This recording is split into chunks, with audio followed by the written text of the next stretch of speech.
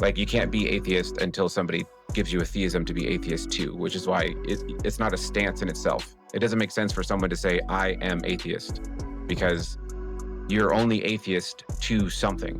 So it's like, until somebody gives you a theist, you can't be atheistic to that theism, is what I'm saying. So like after you like express that you don't believe it, you're not like living the rest of your life as a newly found atheist. It's just like that's not identified to any other references besides theism.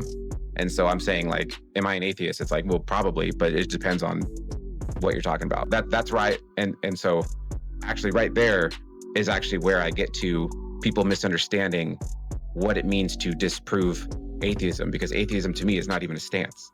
It's not a thing to like make a stance of.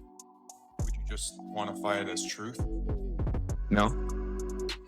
Atheism isn't a reference to truth. It's just reference to not being convinced.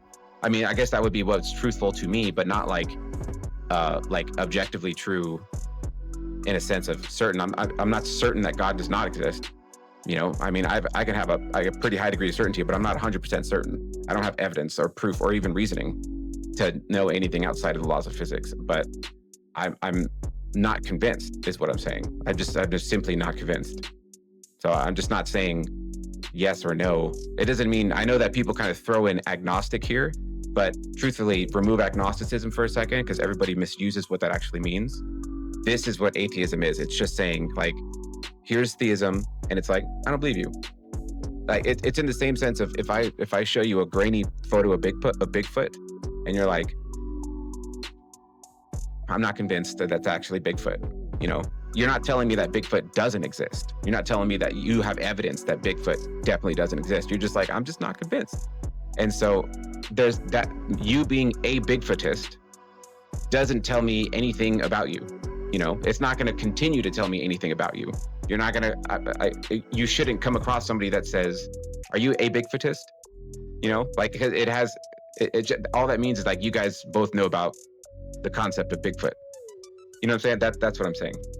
I actually completely understand what you're saying now. Like, yeah, I get it. Okay, so yeah, so where the terms get mixed is now, like, there is a position that says God does not exist. I don't know what this position is called. I don't know what the actual word is, and I know that Google and everybody else just puts atheism over here. But whatever that position is, you can definitely disprove that.